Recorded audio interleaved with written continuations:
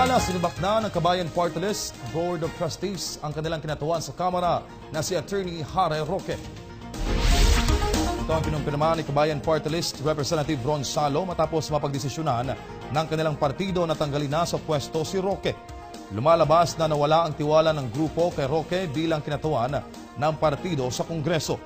Gate naman ni Salo na dahil hindi nila miyembro si Roque, nangangahulugan daw ito na wala na rin itong karapatan na katawanin sa Kongreso ang kanilang partido. Kaugnay nito, naghain naman ng liham ang Kabayan Party List sa House of Representatives Electoral Tribunal para ipabatid ang kanilang naging desisyon kay Roque. Ayon kay Salo, ang pagtanggal naman nila sa pwesto ni Roque ay bunga ng kanilang isinagawang investigasyon laban dito. Na kung sino mo congressman, pangalawa, kung ano ang kailang ipaglalaban ay dapat ipaglaban ng kinatawan. Ang number 2 nominee ay atin pong suki na ito. Ilang beses na ako nagpunta dito sa studio, pero ating kausapin ngayon sa magitan po ng komunikasyon. Congressman Ron Salo ng Kabayan Party List. Congressman, si Mike Abi po ito, Usaping Bayan Program. TV Radyo po tayo. Good morning. Good morning, Kabis. Magandang umaga sa lahat ng mga tagapakinig mo at mga suki natin. Thank you. Ano po? Okay. Kong, ito na. Umabot na kayo sa ganyan. Mukhang talagang last time na mag-usap tayo, sabi nyo may problema talaga kayo kay Roque, pero mukhang tumindi ng tumindi. Kaya ito, nag-file na kayo ng disbarment sa court, Supreme Court. Ito, gusto ninyo talagang palitan na itong inyong number 1 nominee ito. Ano po yung iba pang mga dahilan, Kong, dito sa inyong hakbang na ito ng Kabayan Party List? Ganito po yun, Mike. Kung matatanda po, nagkaroon kami ng formal na investigasyon doon sa mga asal ni Congressman Harry Roque doon sa Kongreso. Okay. Una po dyan, matatandaan mo, nagkaroon po ng budget hearing ang DPWH. Talagang bumira itong si Congressman Harry Roque doon sa budget po ng DPWH. Matagal na niya tinanong at nag-gun standing po doon. You only to find out after, para lang tumigil po siya, magsasabit pala siya ng listahan po niya ng mga proyekto na hihingi sa DPWH. Na hindi alam ng Kabayan Party List. Siyempre, nakarepresent doon Kabayan Party List. Oo, pero officially hindi nyo alam yung hinihingi ni Roque, ni Congressman Roque doon sa DPWH. Marami na lang, pero maliban po doon, ang sinasabi po ng Kabayan Party List, hindi po ganyan ang pamamaraan ng advokasya. Hindi nyo trabaho manghingi ng project. Para lang manghingi ng project, di ba? Ano ba naman nakakahiyan mo? Di siyempre yung Kabayan Party List. Correct. Yun yung angkla. Ang sinasabi namin, Kabayan Party List were for principled advocacy. Principled advocacy ba yung pamamaraan na gano'n? Maaring hindi natin tinatawaran, maaring makakabuti yan sa mga tao yung kanyang maghinihingi, pero huwag naman sa ganong pamamaraan. So yun po yung isang ground. Ano pa yung isang ground na, ano pa mga ibang ground nyo na bakit humantong sa ganito na gusto nyong palitan na?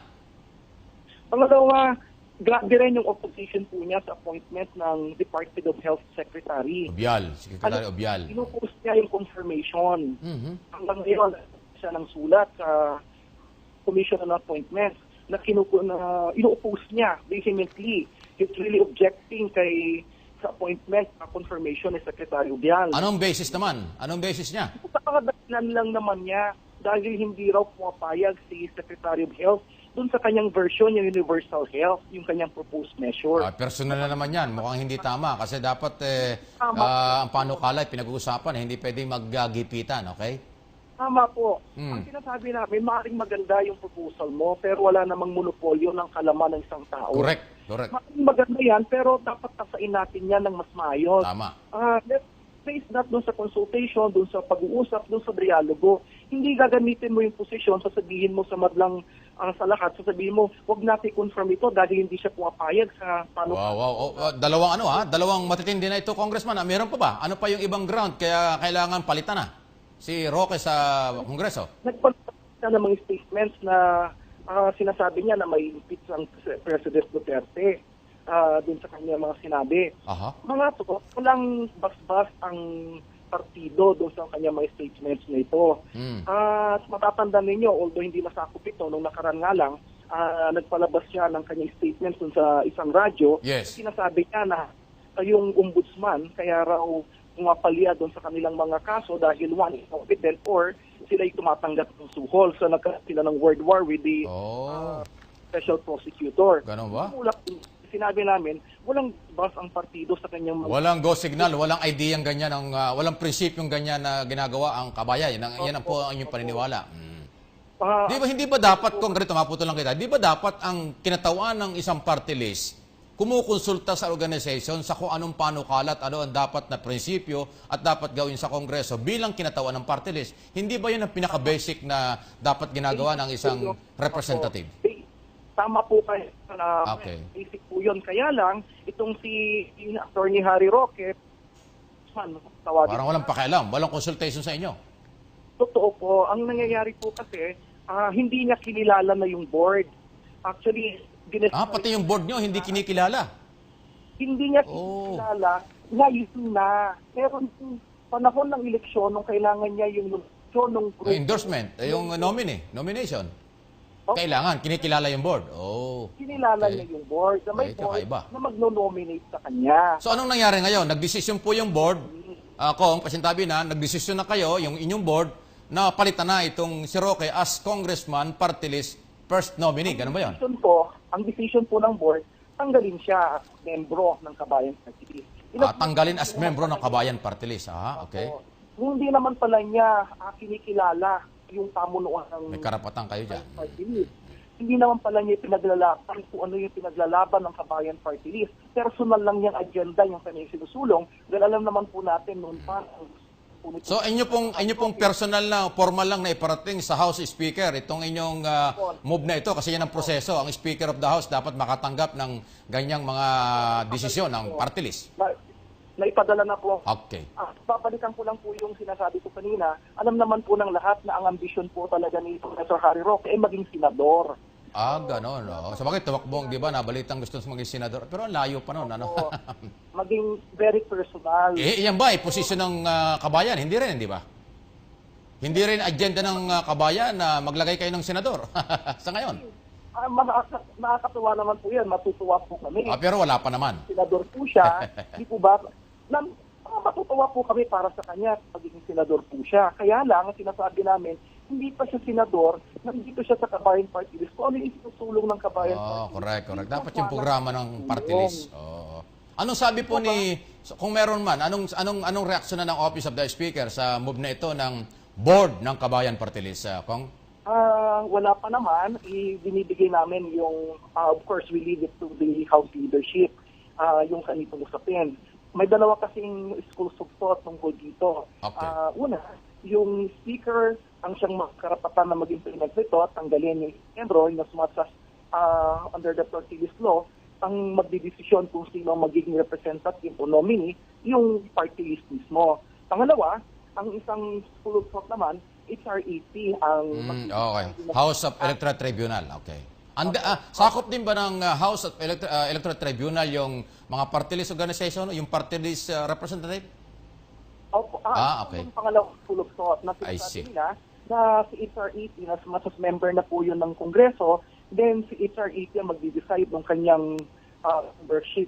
Inasmatas kung hindi na siya member ng party list na kanyang kinabibilangan, ano pa yung saysay ng kanyang pag-upo doon sa Kongreso. Okay. So, that is full of thought. I will leave it to them. Okay.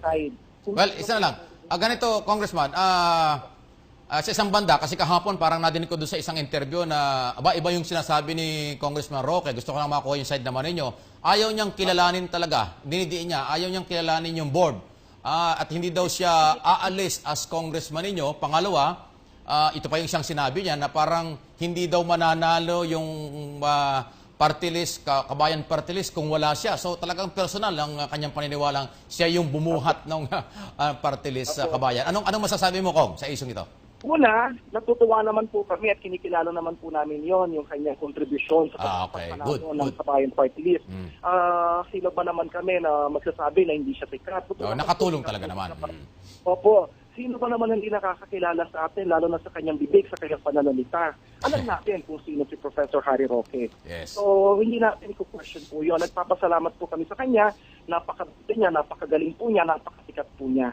Ang sinasabi lang po ng Kabayan Party, yung kanyang sinusulong ay personal at hindi naaayon doon sa pinaglalaban ng Kabayan Party List. Okay. Pangalawa, medyo malungkot dahil all throughout, pansinin po ninyo lahat ng kanyang press statements Saka noon. hindi daw aalis eh. Yun ang mabigay. Yun ang matindi.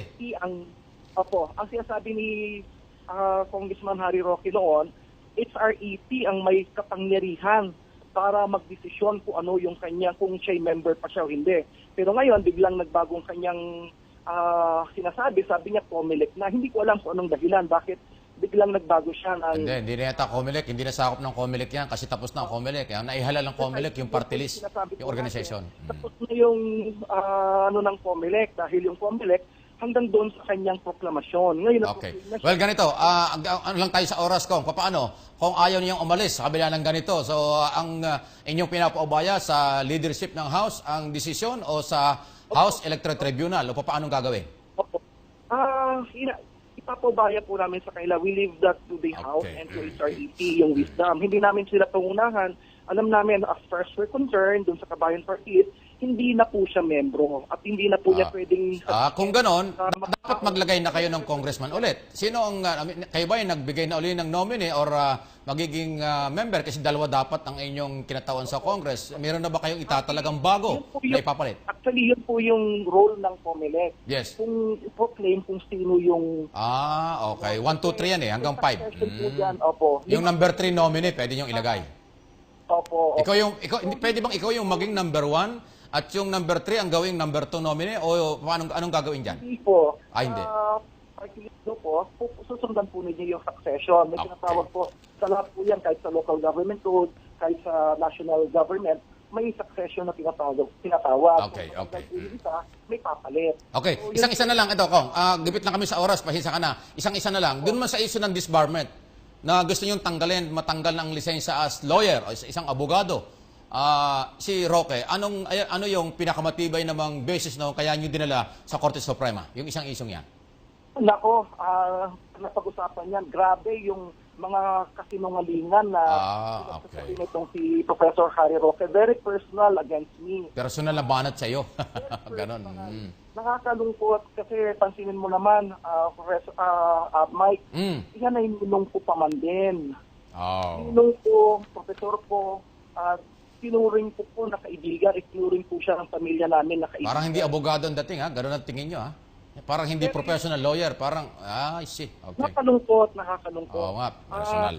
Very personal lahat ng mga allegations niya laban sa akin. At kung mababasa po ninyo yon, pero first... Yes, nabasa ko nga sa mga news.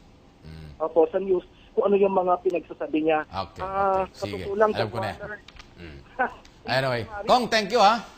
At naku, good luck sa inyo at sana alam ko, yan pa rin yung party list. Kayo naman ay nirecognize ng COMELEC, kaya nga nanalo at ng taong bayan. So nasa sa inyo po yan. At Kong, ingat lang po at ano man ang update sa mga darating na araw ay makukuha namin sa inyo at parating na rin po sa amin. Thank you very much, Kong, sa oras na yan.